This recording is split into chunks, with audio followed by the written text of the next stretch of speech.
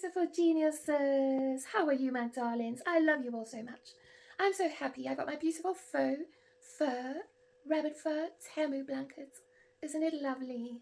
Lovely, lovely, lovely, lovely. So let's get on with the second part of Jonah and the whale. Remember, God had asked Jonah to go to the naughty city of Nineveh to tell the people who were being very naughty and who were misbehaving to stop their nonsense and to turn back to God. And Jonah was very stuck up. He didn't want to do it at all. And he ran away, bought a ticket, caught a ship to Tarshish, and tried to run away from God and God's commandments to go tell the naughty city of Nineveh to stop their nonsense and turn back to God. But God didn't give up on his prophet Jonah. He sent a huge, wild storm, and the ship was being tossed about like a matchstick on a huge sea of water. And the sailors were petrified. They were praying to their God, save us, save us, save us. But their gods weren't real. So, of course, the storm just got wilder and wilder and wilder. So then they woke Jonah up and they said, come on now, tell us what's going on. Pray to your God. We don't want to die. Then what happened was the sailors came up with a bright idea. And this is Jonah part 2 from the Jesus Bible.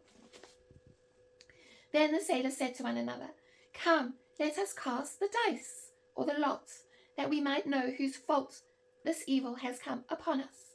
So they cast the lots, or the dice, and the dice, or the lots, fell on Jonah.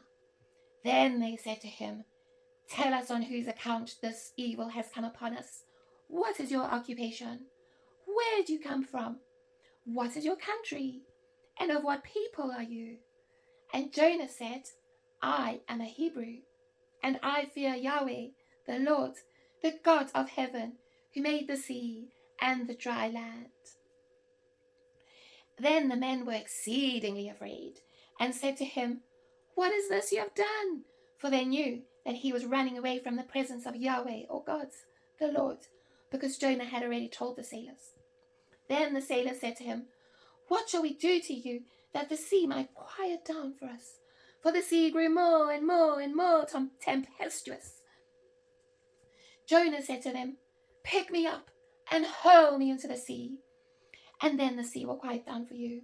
For I know it is my fault that this great tempest or storm has come upon you. Nevertheless, the men rowed hard to try to get back to land, but they could not, for the sea grew more and more tempestuous against them.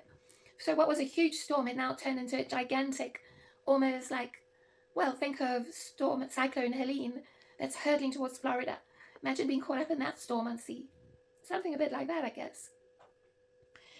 Then the sailors called out to Yahweh, the Lord, the one true God. O Yahweh, Lord, let us not die because this man died, and lay not on us innocent blood. For you, O Yahweh, have done as Yahweh pleased. So they picked up Jonah and hurled him into the sea, and the sea ceased from its raging, and ceased means stop. Then the men really feared and respected Yahweh, the Lord, the God, exceedingly, and they offered a sacrifice to the Lord and made promises to him. Then the Lord appointed a great fish to swallow up Jonah, and Jonah was in the belly of the fish for 3 days and 3 nights. So we'll see what happens to Jonah next. One interesting fact I did hear is that whale vomit is supposed to be a delicacy in the Middle East. So hopefully he wasn't too hungry in the belly of the fish. Gruesome fact for you. Love ya. Peace. Stay loved, beautiful geniuses.